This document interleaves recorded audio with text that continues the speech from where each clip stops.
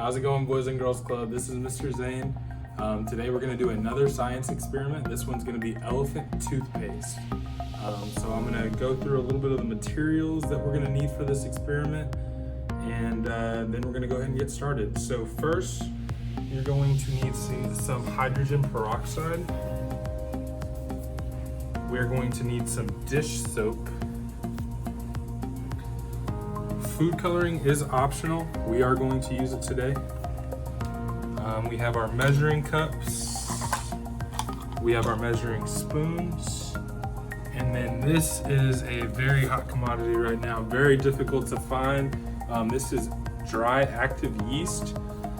You can find some, I believe, at Target. I actually had to borrow this because I could not find my own.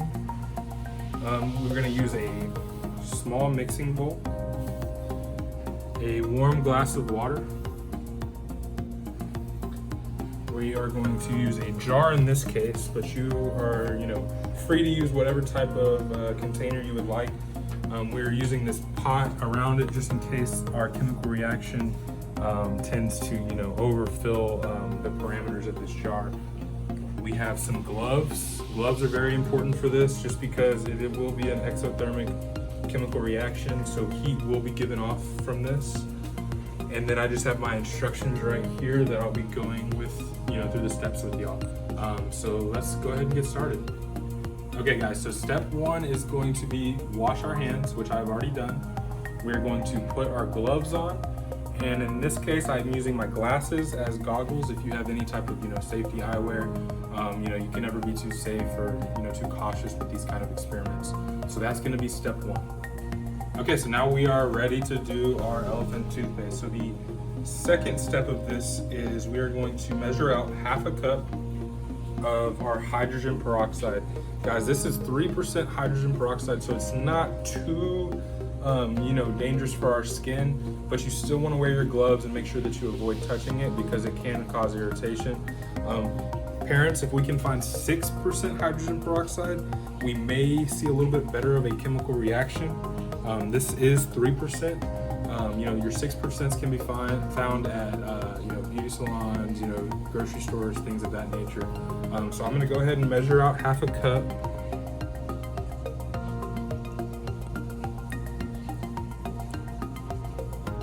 Alright, so there's my half a cup. And that concludes step two. Alright, Boys and Girls Club, so step three of our elephant toothpaste is going to be to put a good amount of dish soap. This dish soap, adds a little bit of surface tension, and it will, help our experiment react. So we're going to do a pretty good amount. That should be good. And that concludes step three. Okay, so now step four. We already have our hydrogen peroxide and our dish soap in our jar now. So we're just going to, just very, very gently swirl it around and kind of get it, our solution mixed together really well. So we're just going to do that, 10, 15 seconds possibly. It just differs for everyone else. So that should be good. Okay, so now moving forward, we're going to move on to step five. Step five is with the food coloring. So if you chose not to use the food coloring, that is all but okay. So you can go ahead and skip this step. But we are going to, with our green food coloring, just lightly put it against our wall there so that we can add our stripes to our toothpaste. So we see that we put a green on each side. And then we are going to come over here and we're just gonna put a blue drop there. We'll spin it around a little bit and put another blue drop there. And that concludes that step. Okay, Boys and Girls Club, so I hope you're ready for a great experiment. We're about to finally get to see our chemical reaction take place. So in my bag of dry active yeast, I had already measured out a tablespoon. So behind camera, I actually already poured that into the bowl.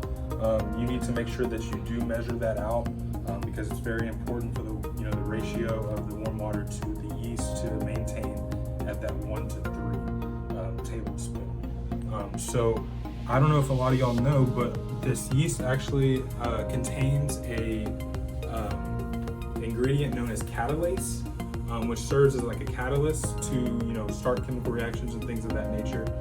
So when I mix this into our jar with the hydrogen peroxide, it'll actually remove the molecules from, you know, the compound, and it'll break them into two separate, you know, molecules. So it'll be oxygen gas and then just water.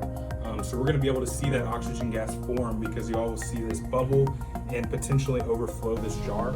And that is where, you know, that's where, you know, the bubbles are forming, the gas is forming, and it's trying, you know, its hardest to get out of that jar.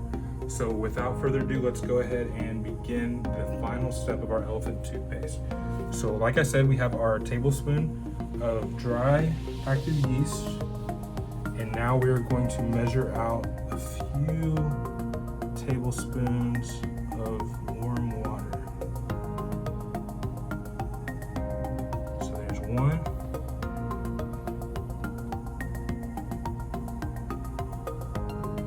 There's two. And there's three. And now we are going to mix it for about 30 seconds to just get that catalase going. We want to make sure that it's mostly in its liquid form, but it's going to get, you know, it's going to be a little chunky, because we do know that yeast makes bread when we add flour to it. And if you have to add a little bit more water, that might be the case here. So we're going to add a little bit more water just to kind of get that into a more of a liquid state of matter instead of our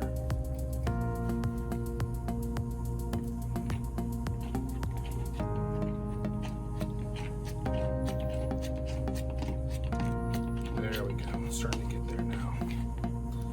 So guys, I'm going to cut off a little bit just so that I can mix it. Like I said, it might take you a little bit longer than 30 seconds like it is for me. So, you know, we're going to move on, and the next step will be our addition of this solution into our jar. Okay guys, are you excited? Because we are going to finally add our yeast to our hydrogen peroxide, and we are going to see how it reacts. So let's go ahead and start to, let's see here. Boom, boom, boom.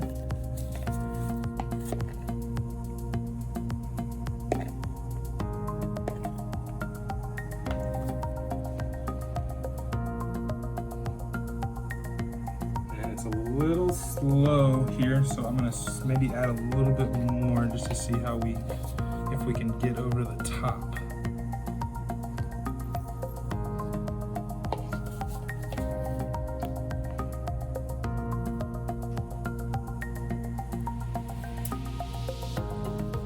Okay, boys and girls club, so as we saw, we did see a little bit of a reaction with the foaming of our mixture here. So like I was saying earlier, the dry active yeast acted as a catalyst when I mixed it with the hydrogen peroxide, and those gas bubbles wanted to get out so desperately that we got to see, you know, the fizzing, we got to see the bubbling, which are, you know, big signs of chemical reactions. Anytime you see, you know, changes of color, fizzing, bubbles, heat, which is something that, you know, I'm not going to touch it, but it is a little warm to the finger. I have gloves on, so that's why it's okay for me to touch it.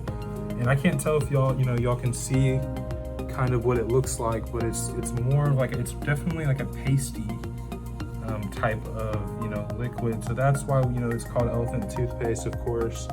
And, you know, after you're done, you know, after it cools down a little bit, because we did talk about how it was an exothermic reaction, if you have gloves on, of course, can put, you know, your hand in it and kind of play with it a little bit. We got a little bit of an overflow, not too much in there, but it did a little bit. So yeah, guys, I hope y'all enjoyed the activity today, and please subscribe to our YouTube and like this video. Post feedback in the comments about how yours went. You know, maybe you used a different kind of dry yeast, got a little bit more of a reaction than ours did today. Feel free to follow us on Instagram. Our handle is BGC Brazoria. If you make a video of your own, please use the hashtag BGC at home. And I hope you guys have a wonderful weekend, a wonderful rest of your week, and I look forward to seeing y'all next week. Ta-da! No, take that out.